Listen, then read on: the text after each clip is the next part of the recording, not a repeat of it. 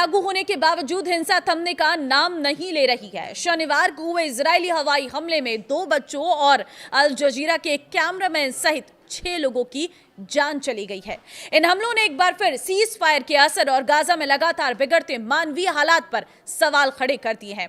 ताजा रिपोर्ट क्या है आपको इस वीडियो में बताएंगे, आप लास्ट तक जरूर देखिएगा। नमस्कार, मैं हूं आपके साथ ममता तिवारी और आप देख रहे हैं न्यूज 18 का डिजिटल प्लेटफॉर्म। फिलिस्तीनी स्वास्थ्य अधिकारियों के मुताबिक जान गंवाने वालों में से 2 बच्चे और अल जजीरा का एक कैमरामैन शामिल है।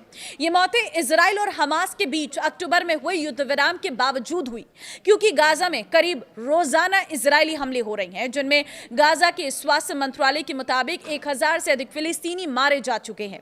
गाजा के अस्पतालों के मुताबिक अकेले शनिवार शाम को 3 इजरायली हमलों में 4 लोगों की जान गई है और करीब 1 दर्जन अन्य घायल हो गए हैं। इजरायली सेना ने कहा है कि वो एक घटना की जांच कर रही है और बाद में कहा है कि अल जजीरा का कैमरामैन एक अटैक में मारा गया क्योंकि वो हमास की सैन्य शाखा का हिस्सा था और उस इलाके में सैनिकों के लिए खतरा पैदा कर रहा था। मंत्रालय ने बताया कि शनिवार को पहला हमला स्थानीय समय अनुसार सुबह करीब 2 बजे गाजा शहर में एक अपार्टमेंट पर हुआ।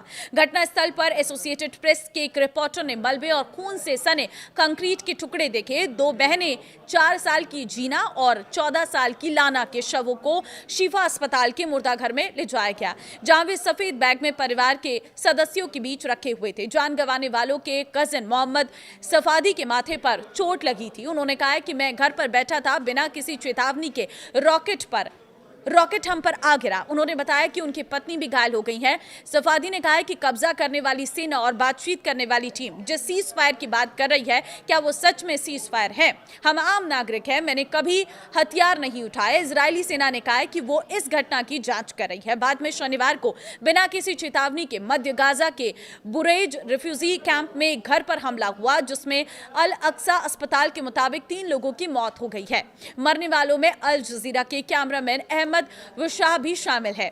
अल जजीरा के वशाह की मौत की पुष्टि हुई है। उनके भाई अल जजीरा के रिपोर्टर मोहम्मद अप्रैल में इजरायली हमले में मारे गए थे। एक और हमला साउथ गाजा के मुवासी टेंट कैंप में लोगों के एक समूह पर किया गया, जिसमें एक शख्स की मौत हो गई है और 8 अन्य घायल हो गई हैं।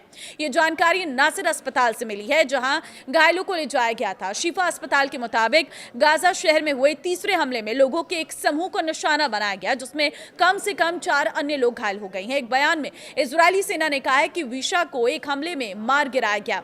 सेना का दावा है कि वो हमास की मिलिट्री विंग का हिस्सा था और उस इलाके में तैनात सैनिकों के लिए खतरा बना हुआ था। इजराइल का कहना है कि वह हमास और उन दूसरे उग्रवादियों को निशाना बना रहा है जिससे उन्हें खतरा है। सीज फायर के बाद से अब तक 5 इजरायली सैनिक मारे जा चुके हैं। ये जंग 7 अक्टूबर 2023 को शुरू हुआ था, जब हमास के नेतृत्व वाले उग्रवादियों ने दक्षिणी इजराइल पर हमला किया था, जिसमें 1200 लोग मारे गए और 251 लोगों को बंधक बना लिया गया। गाजा के स्वास्थ्य मंत्रालय के मुताबिक गाजा में इजराइल की जवाबी सैन्य कार्रवाई में 73,018 फिलिस्तीनी मारे गए हैं। इनमें वे लोग भी शामिल हैं जिनकी मौत सीज फायर के बाद हुई। हमास के नेतृत्व वाली सरकार का हिस्सा रहे इस मंत्रालय में मेडिकल प्रोफेशनल काम करते हैं और ये विस्तृत रिकॉर्ड रखता है, जिसे आमतौर पर संयुक्त राष्ट्र की एजेंसी और स्वतंत्र विशेषज्ञों द्वारा विश्वसनीय माना जाता है। हालांकि यह आम नागरिकों और उग्रवादियों के बीच फर्क नहीं करता है। मंत्रालय का कहना है कि मारे गए लोगों में से लगभग आधे महिलाएं और बच्चे हैं। शनिवार को हुए हमलों में 2 बच्चों और अल जजीरा के कैमरामैन की मौत हुई है।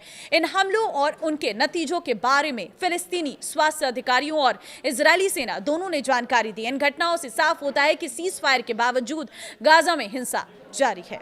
नमस्कार।